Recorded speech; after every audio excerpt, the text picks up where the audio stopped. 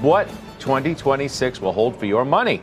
Let's ask our panel. Everyone here at Post 9 today. Fundstrat's Tom Lee, Hightower's Stephanie Link, and CIBC Capital Markets' Chris Harvey. Tom and Steph, both CNBC contributors. One and all, it's good to have you right in front of us on the desk today. All right, Tom. So, 2023, we turned in 24%. 2024, we turned in 23%. Pretty good this year, too, 17%. Next year, we fill in the blank with what sounds reasonable to you. I think it's still possible to have a double-digit year. There have been 12 times in the last 100 years where markets posted 3 years of 20% gains. This year hasn't finished yet. Globally, half the time, markets do even better in the following year. So I think next year is a year where the debate's going to be, is the bull cycle over or is it going to extend? I think it's going to create quite a lot of volatility in the first half, but I think GDP growth stronger. We have a dovish Fed. Valuations are reasonable, so I think we end up exiting very strong. Why a lot of volatility in the first half then? Part of it is the Trump tariffs could get overturned. There is a possibility of an extended government shutdown. The nomination and then confirmation of a new Fed chair is going to take 3 months. That could be very controversial. I think all of that happens in the first half of next year. How's that sound to you, Steph? I think that sounds really great. The economy is on solid footing. We've been talking about that all year long. Last week, we got some really encouraging data with regards to weekly jobless claims. Inflation came in a little bit better. We've talked about the H8 Federal Reserve loan growth, lending. That's actually at a 9-week high, all-time high for loan growth. That's very bullish for activity overall. The industrial metals are at all-time highs. And you have global central bankers, including the Fed, getting more and more closer to the neutral rate. That's a good thing. And Fed cuts take a while. There's a lag impact, and I think that's going to bode well for next year. And then you have the one big, beautiful bill. $150 to $175 billion going into the consumer's hands, going into corporate America, so CapEx continues. You add it all up, and I think you have double-digit earnings growth. There are some numbers out there that are a little high, like 16, 17% in earnings growth. I'm not there, but I do think you're going to see low teens. Mr. Harvey. I think high single digits is reasonable. Single. I can't get to 10%, 12%, 15% just yet. Right. One of the things that Tom said, I agree with wholeheartedly. The first half, you're going to see a lot more volatility than you have seen in a while. I think people are sleeping on the macro risks, be it USMCA, be it the transition with the Fed. If you listen to Powell, now he wasn't cocky about this. He was very humble. But basically what he said is, I'll see you at the book signing. We have growth higher. We have inflation lower. We're back to neutral. We don't need to do anything from here. And 6 months, if you don't cut rates for another 6 months, that's an eternity in the financial markets. And then the last thing is, I think corporations are going to, after a good year this year, they're going to manage down expectations. As you manage down expectations, that puts a little volatility to the marketplace. And lastly, risk is priced very, very expensively, either in the equity markets or the credit markets. It doesn't take much to upset the apple cart.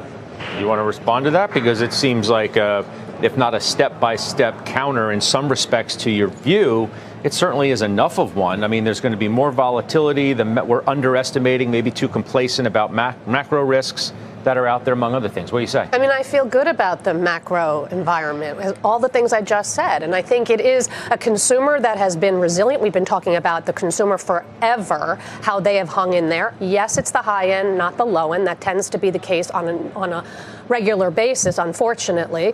I don't think the AI infrastructure CapEx cycle is going to change in 2026, and that's fueling about 3/4 of the GDP growth.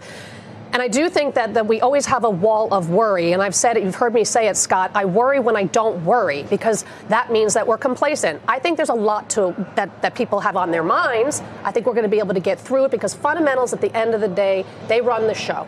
And if you do have an economy that grows 2.5%, 3%, well, we're growing north of that now. But if you have an economy that's growing 2.5%, 3%, typically that's been a 10% earnings growth. And I think we're going to be a little bit more. And you have lower interest rates. By the way, you have lower gasoline prices. You have lower egg prices. But address the valuation issue that stocks are. You want to go there? Well, it's all about earnings, though. It's if I think if earnings are growing in double digits, then I do think the valuations are very attractive, especially in other sectors beyond tech. Yeah, and we have to keep in mind the equal weight S&P 500 PE is 17 times. It's lower than it was 5 years ago. So the market actually has derated in the last 5 years because of these black swans of the shutdown, inflation surge, fastest Fed hikes in history, et cetera. So actually the equal weighted market is cheaper. I don't think risk is actually that expensive. Listen, so let's turn it to small caps for a second, just talk about risk. There's two indices for small caps, Russell 2000, S&P 600. Both small cap, they should perform pretty much in line with each other. Russell 2000 is outperforming by 8% this year. Russell 2000 is outperforming by 8% because S&P 600 is a high quality index. The things that don't earn money, the things that have excessive beta, all really driving that marketplace. So I see, if you look at IG credit spreads, less than 80 basis points. If you don't know that market, that is tight, right? If you look at the S&P high beta index, it's up 35%, 34, 35%, double of what the S&P is. I see a lot of froth, right? There's a price for risk. It's here. I think the price for risk is down here. Interesting. I mean, it is one of the key questions, no doubt, is whether the broadening story that we've been talking about has legs. And what do you need to reach some of the loftiest targets from strategists that are out there? I mean, the top one's 8,100. Dom Chu joins us now. I mean, it's a nice range, Dom. It's a big 81's the top, as you show right there. Yeah, that's right. 81's the top. That's John Stoltzfus over at Oppenheimer right now. So that implies a pretty decent sized gain. And the lowest is still bullish, only about maybe 4 or 5% higher than current levels right now. But that's Savita Subramanian over at Bank of America. So 7,100 is the low end of the 15 strategists that we've surveyed here at CNBC. 8,100 is the high end. The middle, 7,629, actually implies upside of just about 10% or so from the current levels that we're at right now. So generally speaking, we could get to, if we get to the average target price, a double-digit gain for the S&P 500 by the end of next year.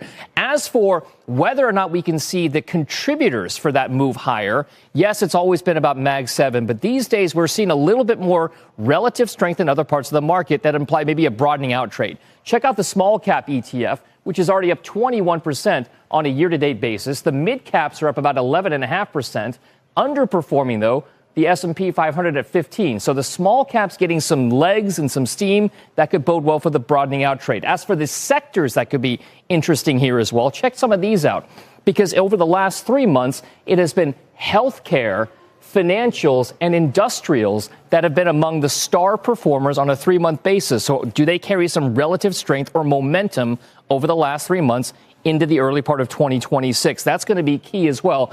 As for some of the individual industries that are leading the way higher, speaking of the broadening out trade, the XME is the Spider Metals and Mining ETF. That's already up about 89% so far just this year. The ITA is Aerospace and Defense, which is 51% higher. And the NASDAQ Biotech ETF has been a standout, up 30% so far. So as we talk about the broadening out trade, some of the best performing industries and ETFs out there that track them are not tech or comm services related. There are other parts of the market, so that's going to be a real key for that trade in 2026, Scott. And by the way, for more on that story, just head over to cnbc.com/pro. Subscribers get all the context and detail around those big calls out there. I'll send things back over to you, Scott. Yeah, that was great stuff, Dom. I appreciate you for that. That's Dominic Chu. So you've already had a good amount of broadening. The idea that the market hasn't been broad is a fallacy, really. I mean, yes and no, because when you look at 3-year stacked, it's still Mag 7. And so I think it makes sense to not just look at 2025 by itself, but how have stocks done since the end of 2022. To me, there's a lot of room for cyclicals to really outperform, including financials, because the ISM's been below 50 now for almost 3 years. That hopefully turns up above 50 next year, and we get a pretty, I think what I consider a cyclical broadening of the market. To outperform tech? Yes, and Steph and I were talking about this, that I think tech earnings visibility is still good, but the multiple expansion story doesn't have as much upside as industrials or financials or energy or even basic materials. It's funny because you just bought more Meta. I did. Like this morning or yesterday, right? This morning, yeah. I still like it very much. It's still down 6% from its highs. I still think that they win from AI and what it's going to mean for their ad business and for their messaging business and customer apps business. The metaverse cost cuts are $5 billion in savings annualized. Gives them $2 a share, again, annualized in earnings. I think this company can actually deliver $36 to $38 a share by 2027. That puts this thing at 18 times earnings, and it's growing earnings at 20% and revenues at 26%. All that being said, so it's a big position, top 5. All that being said, I am underweight other mags. I really only own Amazon, very small Microsoft, but I do think that financials are going to be the sector leader next year because we're not pricing in on a valuation point of view. We are not pricing in all the deregulation that is going to come and the excess capital that is going to be returned to shareholders and, by the way, lead to loan growth, which is why I look at the H8 data. It's really important to see what banks are doing. If the banks are lending, that's going to help the entire economy as a whole us grow. And these stocks are not expensive. Capital One is at a 12 times multiple. Even Morgan Stanley, expensive, right? 17 times. Bank of America, 1.4 times book. I think that there's a lot of runway left to the financials, and that's the sector that I've been overweight for a long time, and I continue to be. You agree with that? We like parts of the financial. We really liked the financials about a year and a half ago.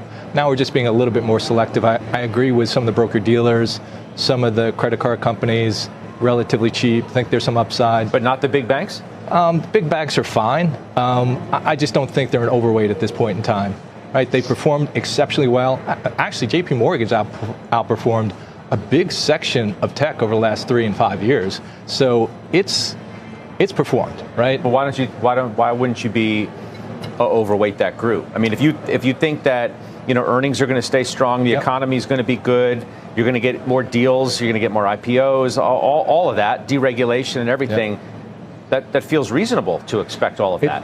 It's reasonable. I think a lot of it's in the price. I think they need to either pull back or consolidate. And if they do either one of those, we'll take a look at them. But I agree with Stephanie. The deregulation story has more to play. But in the banks, I just don't think it's the right time to do it. They perform so well. Valuation is fine. The underlying fundamentals is fine. But there's nothing undiscovered there where we're saying, got to own the banks. But we haven't had a net interest income cycle in about 10 years. And the steep yield curve will be very beneficial for that. Yeah, but I thought you talked about yields coming down. We're seeing a steepening in the yield curve. I know we are now. But I mean, that's very positive. Well, because the front end of the curve's coming down because on expectations of rate cuts. That's okay. I mean, rates are coming down on the short end. Probably 10 years kind of sits here. Maybe it goes down a little bit. But I still think you're going to see a steepening yield curve. And that will help a big part of the bank's earnings, which is almost 50 to 60% in some big banks' cases. That's their revenue generation. So I think earnings estimates are going much higher, and that's why I want to be overweight. All right. Well, yeah, you got some. I was just saying, just to add to Stephanie's point, I think tech-forward banks that are using AI also are big margin stories because employee compensation is their biggest expense. I think banks are going to look more like tech stocks in the future, where they use AI to reduce employee dependency and earn the same money and their multiples go up. All right. Well, speaking of AI, one of the critical questions is, can we get past all the bubble banter talk? Well, bubble banter, really. Kind of redundant if you say banter talk. Deirdre Bosa joins us now with that critical question because we're obsessed with it now. I wonder what early 26 is going to bring. We're probably going to be obsessed with it for some time, right, Scott? I mean, the AI trade, for now at least, in the last few days, back on its feet, but none of the big questions actually went anywhere. This data from SimilarWeb, it gets at one of the most important questions in the whole trade, OpenAI versus the Google AI universe, not just on models, but across the stack and what each one represents. Now, from January to November of this year, OpenAI gave up a little bit of market share.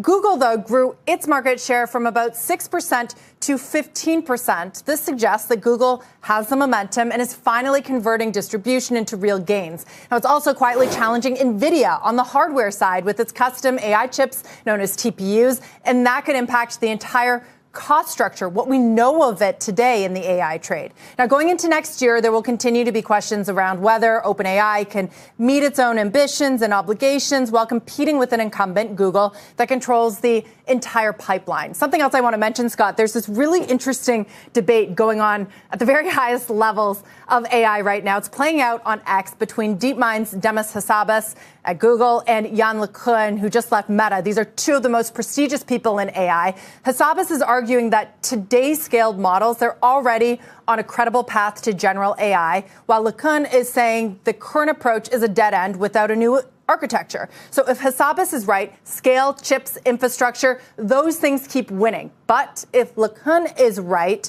a lot of today's CapEx is going to look premature and the payoff gets pushed out. And that is really the central question on the bubble, right? Can we justify all of this spending? Yeah. And maybe we don't know the answer for a while. Dee, thank you.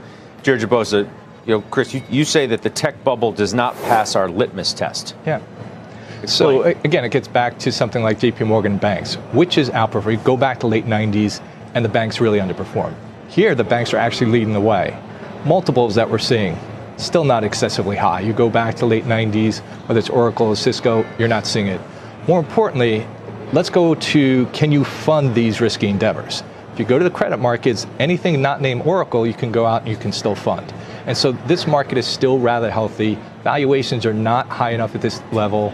We don't see the frothiness that we saw back then. And the commercial aspect is so much better now than it was in the late 90s. So you think the Oracle situation or issue or whatever is idiosyncratic to itself? That's what the market's telling you. The market's telling you that Oracle is very idiosyncratic. If you look at the credit spreads, if they came to the market, you'd be questioning how much can you bring to the market, at what spreads. If anything else, any of the other hyperscalers came to the market would probably not really think about it and digest more or less anything that they brought to the market. You think we continue to have dispersion among these stocks? Yes, Alphabet is up 63% year to date. NVIDIA is up 37%. Microsoft is an underperformer slightly to the market, as is Meta, as is Apple, as is Amazon. Does this continue? Scott, I'm going to say something that's not very popular, but I still think they trade as a basket because they do all have linkages to the same theme, but at different points of time, some will lead versus the others. And so I have clients that do mean reversion among the Mag 7, but I think that they're largely one complex. Okay. I hope we get mean reversion in the names that I own, because Meta obviously has a ways to go, but Amazon does too. Out of all the Mag 7s, that one to me has been the most surprising, that it just can't get out of its own way. You agree with what he said, though, that you're going to get back to trading like a group? Because the stocks would suggest otherwise. Yeah. No, I actually think that at any given point, you have a couple of leaders and a couple of laggards. And I think I'm betting on that the fundamentals are strong enough in the laggards that they will mean revert next year. That doesn't mean that Alphabet is going to fall 50%, but maybe it just trails for a little. Maybe it takes a pause. Same thing with Broadcom. As you know, I've said that before, that maybe it just takes a pause because it has crushed NVIDIA over the last year. And that's okay, but the fundamentals are still very, very strong, sound. Estimates are going higher. And when estimates go higher, no matter if these stocks take a pause, eventually the stock prices catch up with the earnings revisions. Last point to you. How will these trade? We like the software space. We think it's more selective. It's not over. And we think the best risk reward is in the software space. All right, guys. Good holidays to everybody. Look forward to many conversations in the new year. Thanks for being here. Thanks.